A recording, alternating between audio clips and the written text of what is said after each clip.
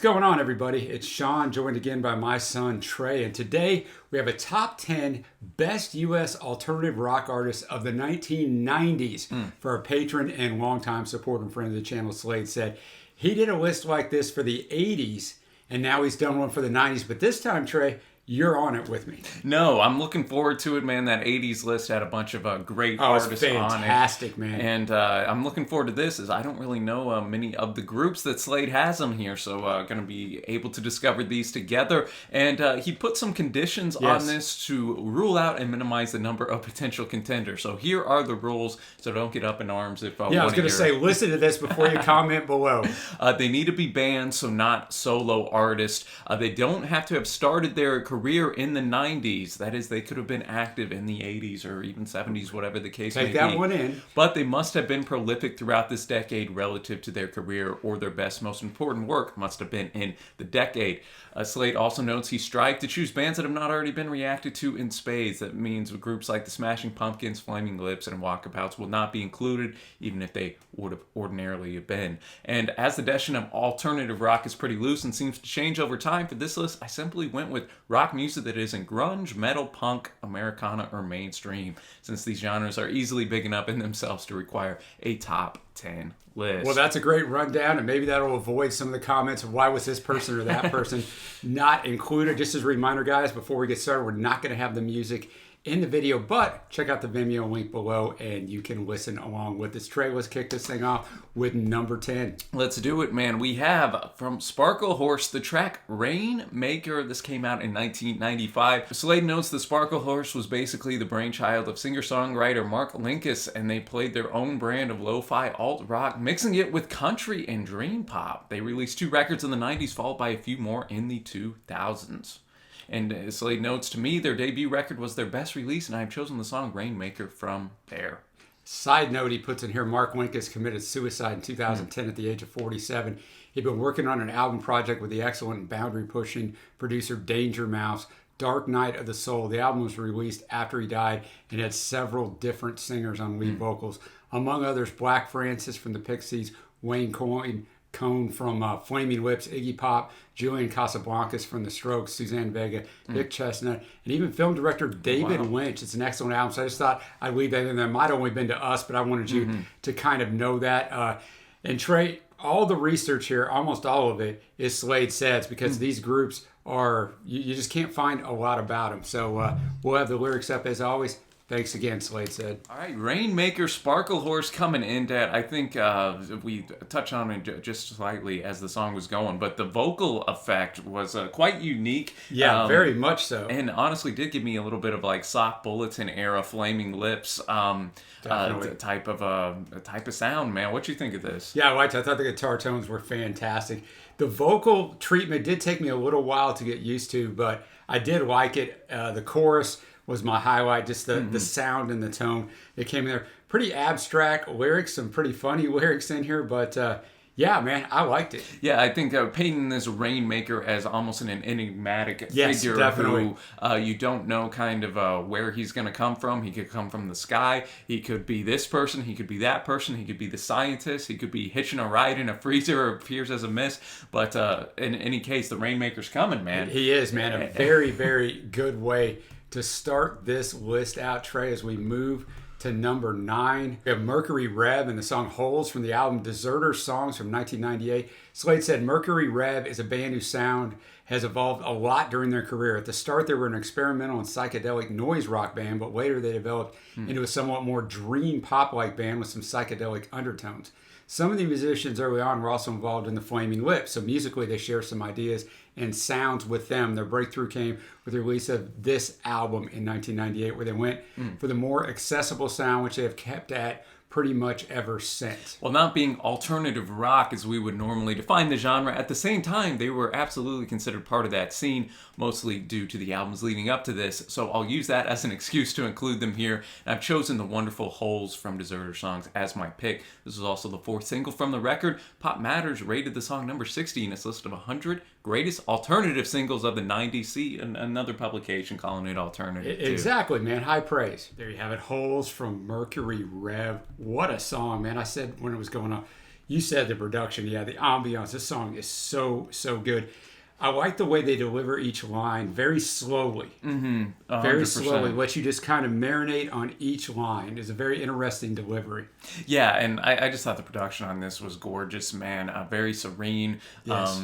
Yeah, your mix of strings in there, a little bit of horn section, and just a real ambiance that was quite peaceful. Yes. On top of all that, and I think that worked well with the those lines that made you contemplate a little bit as well.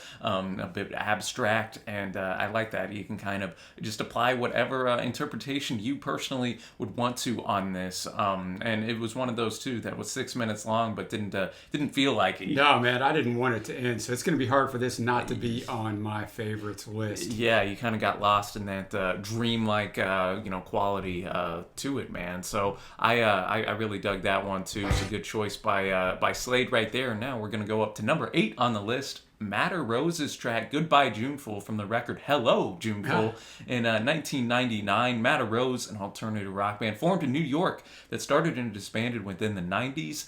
They reformed in 2019 and released a new record of that same year, however, their first in 20 years. We have Billy Cote on guitars and Mary Lorson on guitars and vocals, who are the main members of the group, writing pretty much all the music. They released 4 albums in the decade, with their first 2 being more in the traditional alt-rock music with guitars, bass, drums, vocals, and not much else.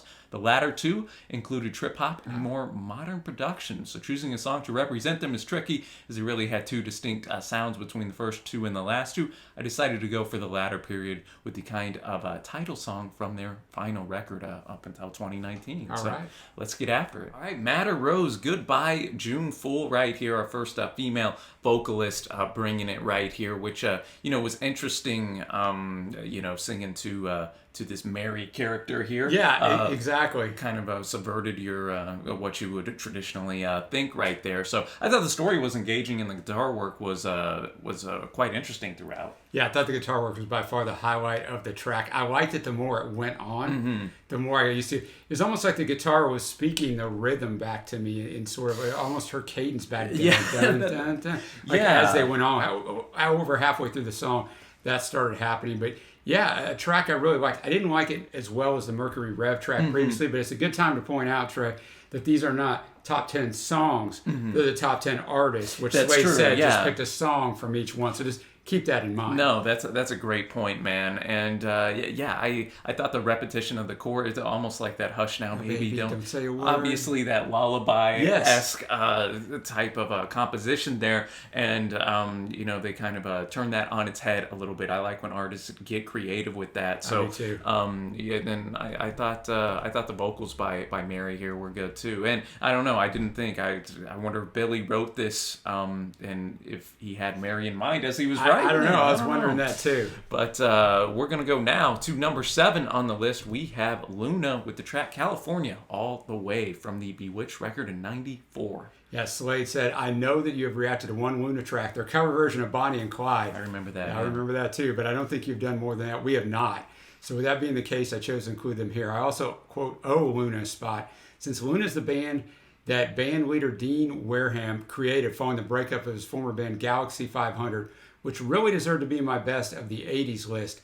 Luna also included the former Feelies drummer Stanley Dominski, so plenty of 80s references here. While Galaxy 500 played a pretty unique blend of dreamy guitar rock, Luna, by comparison, has a more traditional sound, although Dean's very soft way of singing does distinguish them from other rock bands. I went with this song, California, from This Is Their Sophomore album. What do you think about this one, Dad? I think you called it right at the beginning that it really did set that California space. Yeah, that's my big take on this, Dad. I mean, I pictured I'm sitting by the beach at a surf and turf, either having your favorite, adult beverage, maybe sipping on something frozen, just listening to these guys chill out, because the most up-tempo part of the song was the outro or the coda. I mean, otherwise, it's just a chill. His vocals fit perfect for this kind of vibe. Oh, yeah. Just those quieter vocals, and told a good story. I mean, they went out to Cali, Trey, but really all he wanted to do was watch the telly. No, that's right, man. And yeah, I thought the riff that this was based off of was just great. Yet again, man, I'm gonna be a broken record. A very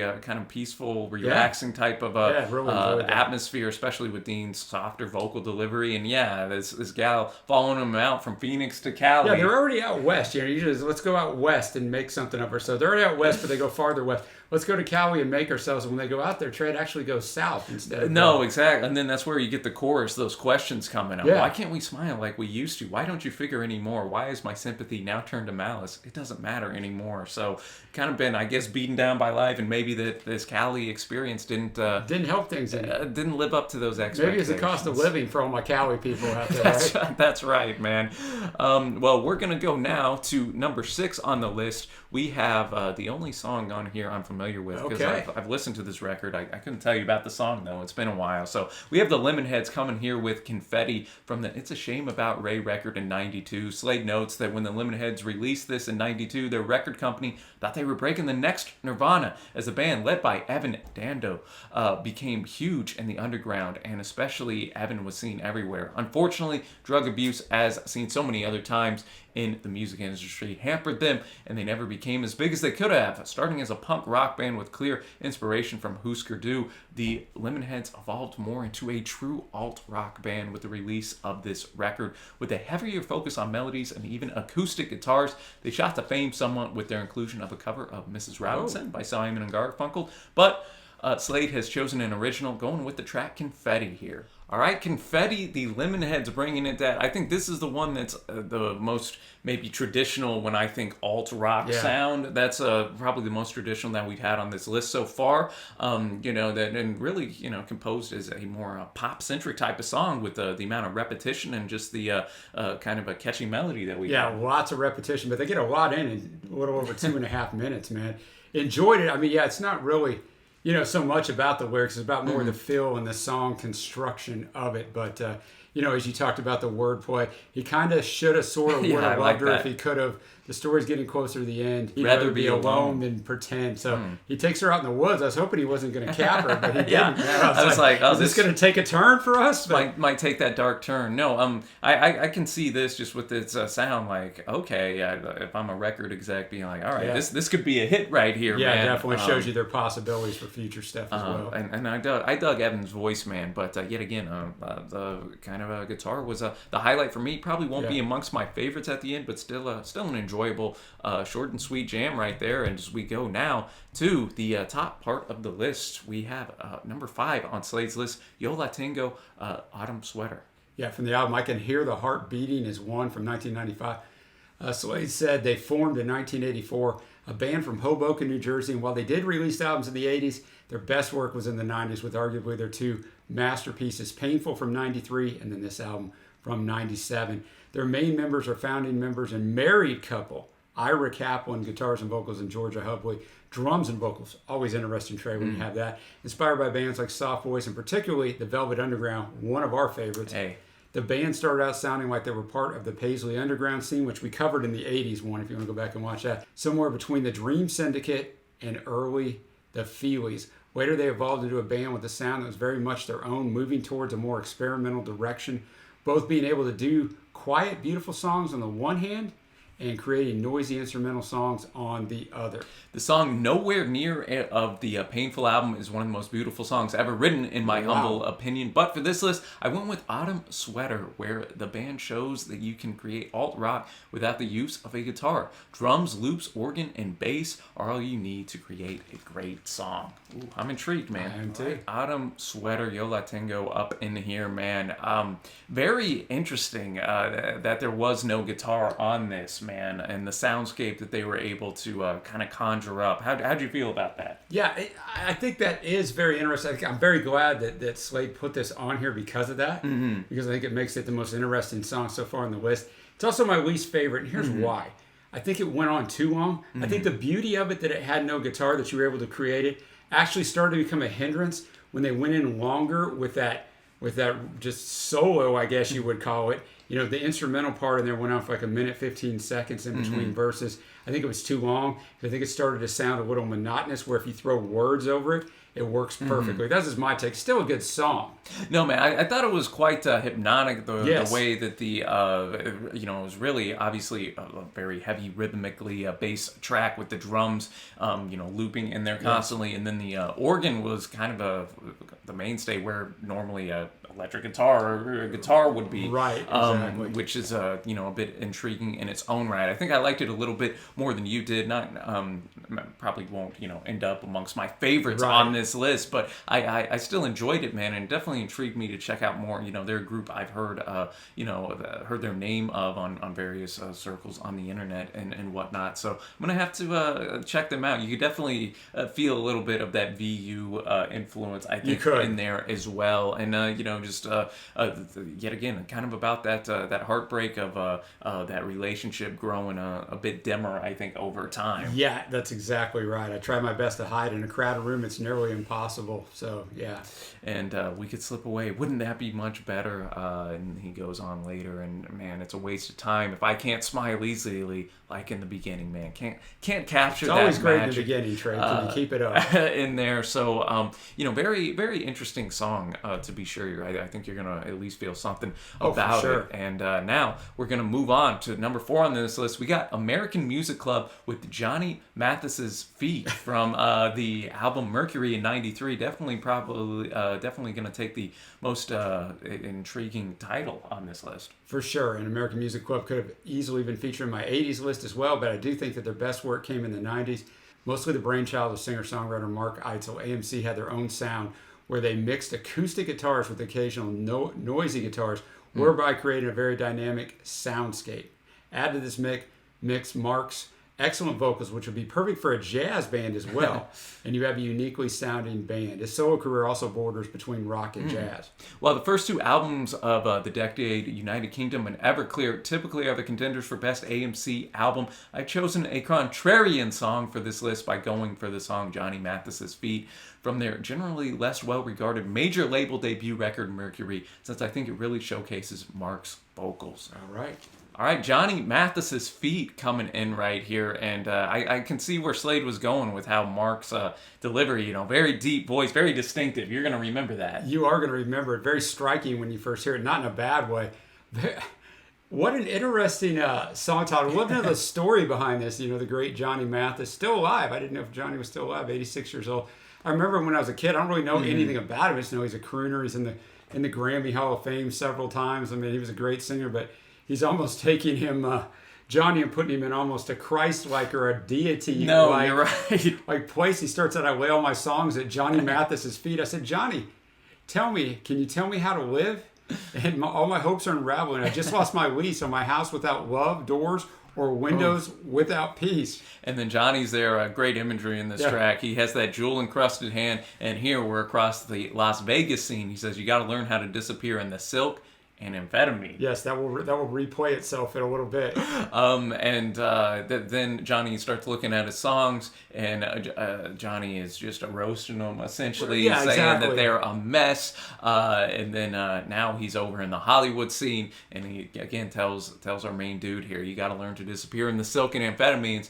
And then Johnny takes a final look at the punk rock posters, and he notes, you were on the right track, but you're a lamb jumping for the knife. He said, a real showman knows how to disappear in the spotlight. And then it just ends. So I thought that was a really cool, really cool, like just songwriting technique, bringing in, like, you wouldn't think Johnny Mathis with a sound like this. Exactly. There was almost some country sounding guitar at points too. So yet again, I enjoyed the soundscape on this one. Yeah, and now we're going to go off of Spotify. That's why Trey just took down the bar. We're going to go over to YouTube for a song for Viva Saturn, Abandoned Car song from the album Brightside from 1995. Slayde said after the psychedelic Paisley Underground band, The Rain Parade, disbanded in 1987, some members, including band leader Stephen Roback, decided to start a new band called Viva Saturn. Alas, Viva Saturn only released 2 full albums, Sound Mind in 92 and this one in 95, plus a mini debut self-titled album in 89. Before going to what seems like an indefinite hiatus, due to problems with the record label who decided not to release their 3rd album, which was due in 1998, It's a huge pity since all their albums are excellent psychedelic alternative rock. The Slayde notes, I believe all the albums are long since out of print and they are not on Spotify either. Luckily, a few of the songs can be found on YouTube as some good people have decided to upload them, as well as the full LPs. Since not all songs are uploaded individually, I've had limited choices to go for, but Abandoned Car from this Brightside record is a great song that shows both the psychedelic sounds and great melodies that the band created. I had to dig a little bit for the song tray, and I could not find any lyrics. Very few songs we ever do don't have That's lyrics. right. So we'll check it out. Abandoned Car by Viva Saturn. Trey, a really good song. Great build. Just fantastic. Out there in that abandoned car, man. Who knows what he's going to do? No, yeah, this is my favorite song on the list up to this point, man. This is right up my alley. I thought it was very creative how they started with the piano, Yes. coming in heavy before showcasing the layered guitar work. Had a lot of distortion and feedback throughout the song there as well, and Great lyric performed too. Oh yeah, Great vocal performance. 100%, and I think that they hit that great blend of going with that psychedelic sensibilities, which I'm a pretty big fan of psychedelic music, and then it still once the chorus hit had those moments of catchiness, man, and I thought that. I thought the vocals just fit with the type of kind of off-kilter soundscape that we had in here as well, man. So I had never heard of Viva Saturn, so thank you, Slayde, for bringing them to my attention, man. Definitely a group that I'm going to have to check out more if only they were on Spotify, right? I joke, they made it a little bit easier. Now, Trey, on to another group that I've never heard of, but quite the interesting name. Grant Lee Buffalo comes in at number 2. We're going with the song Jupiter and Teardrop off the album Fuzzy from 1993. And Grant Lee Buffalo, primarily the brainchild of singer-songwriter and guitarist Grant Lee Phillips. GLB was an alt-rock band with Americana leanings, but not so much that I will exclude them here. This was a band that should have been huge. Excellent songwriting skills by Grant Lee Phillips, who is also a great singer, a very accessible sound. Really makes you wonder why certain bands break through while others do not. I don't know the answer to that, but I do know that they made 4 excellent records in the 90s before disbanding in 99 and Grant Lee launching a solo career. I've chosen this track from their debut record in 93. We don't know the answer to that either. We hear stuff all the time going, I know. wow, that's great. You hear other stuff that was huge and you're like, I don't know. A little sauce. But you're bringing it to us, Slade. All right, Grant Lee Buffalo absolutely killing it with Jupiter and Teardrop. What'd you think of this one, Dad? Yeah, I think this is a master class in song construction. What I mean by that is, we've had tons of songs on this list, we see them all the time where either the lyrics are great or the soundscape is fantastic. This has everything. Oh, yeah. The lyrics are fantastic. The vocal performance is fantastic. And you hit on it during the reaction. The build and dial back multiple times through the song actually engages you even more into those lyrics to the girl named Jupiter and her man that she nicknamed Teardrop because of the tattoo by his eye, Trey, which means that this guy has been through some things in his life. Oh, yeah. And he is at the end of the song, too, when he calls for his .38 caliber. No, that's right, man. I thought it was cool how it was introduced. Like, okay, the girl was named Jupiter, and to bless her with a lucky soul. And then the boy, they locked him up. And then, as you mentioned, the teardrop. So then we have that bridge. Now she's sleeping in her bed, and he's sleeping in her bed, and it's Jupiter and Teardrop. I thought Grant's soft vocal delivery there was just beautiful, man. So they kind of build their life together, for better or for worse. They want to have a child, get married, but in the world they live in, it's mean and it's built on sheer denial. So then the phone rings. It's Teardrop calling Jupiter, says, "Hey, bring my .38," and then she just unplugs the phone from the wall. From the wall. To date, a reference, boys and girls. This was written in 1993. We don't do that anymore because nobody has phones plugged in the wall. But we used to do it back in the day. Then the phone tray would just ring. Oh yeah, then it's just, no one ever answered. It's like there. It's just on the other end. So he just figured she wasn't there. I guess Jupiter had finally had enough of it. Unfortunately, it didn't work out. But yeah, obviously the guitar work was fantastic. You noted that, where it was almost singing back at certain points. Yes. And Grant, man, his vocals were great. I mean, I'm with you, Slayde. Like, I've never even heard of this this group, and boom, I mean, they just killed it. So now we go to number 1. Gonna keep the Buffalo. I swear to you, I noticed that too. Yeah. Number 1 on Slayde's list here, we have Buffalo Tom, and we're gonna be checking out the track "Taillights Fade" from the record "Let Me Come Over" in '92. The Boston trio Buffalo Tom is a band that absolutely stays true to the alt rock genre. Good or bad, they rarely venture out or do something completely different or removed from their standard style. which they had performed since their debut record in 1989. They still exist, put out a record as late as 2018, their first in 7 years.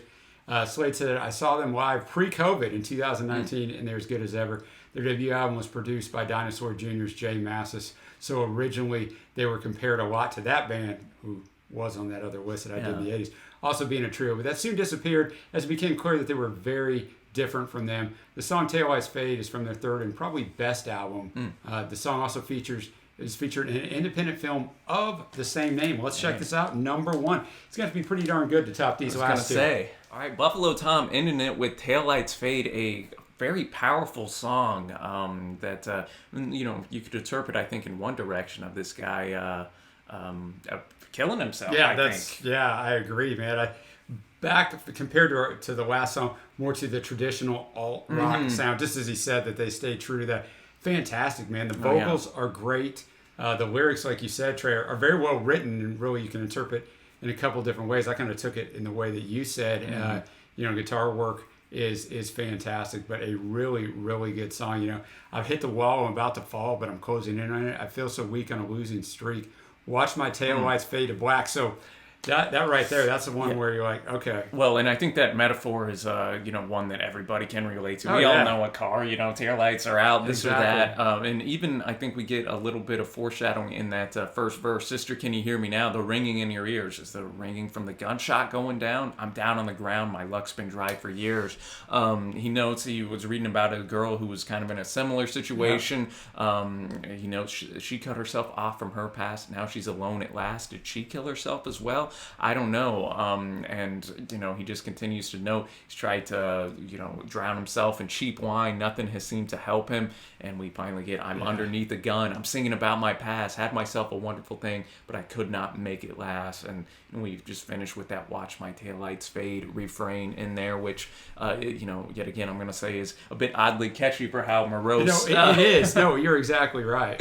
So a wonderful choice to end it out. Another group. I mean, there's a lot of groups on this list, Slayde, that are now going to be on my radar, man, that, as we were talking about earlier, just, whether it's not, wrong place, wrong time, didn't have the money, just didn't get over. But. No, exactly. It does is like my 80s list. One more thing I'll add on Taillights Fade. He does have the lyric, the word dinosaur on there. I don't know if that's a throw out to Jay or not, man. But, so famously, Trey, whenever I did the 80s list, I had 8 of the 10 songs that appeared either as a fave or an honorable mention. I mentioned it during the reaction. I've never had a top 10 where 8 songs ended up being something there. And, so I do remember the list quite well for that reason.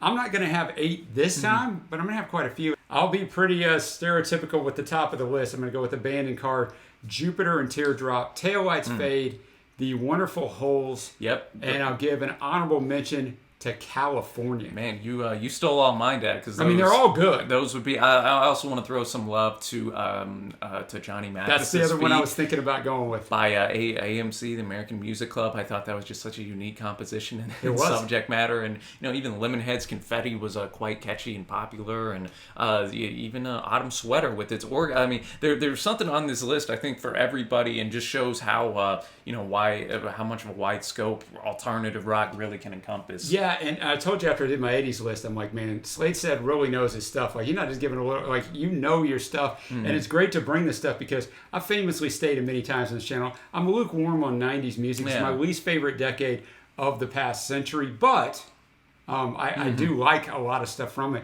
But it's a lot of stuff that didn't hit real big. It's stuff that sounds just like this. So, what a wonderful list. No, and we, of course, would like to hear from you. What are your favorites from Slayde's list here? And are there any groups on here that didn't make the list that you think should? Be sure to let us know that as well. Thank you again, Slayde, for curating this list. I quite enjoyed it. As always, Dad, appreciate it. Definitely. And until next time, y'all, thanks for watching. Happy listening, and we will see ya.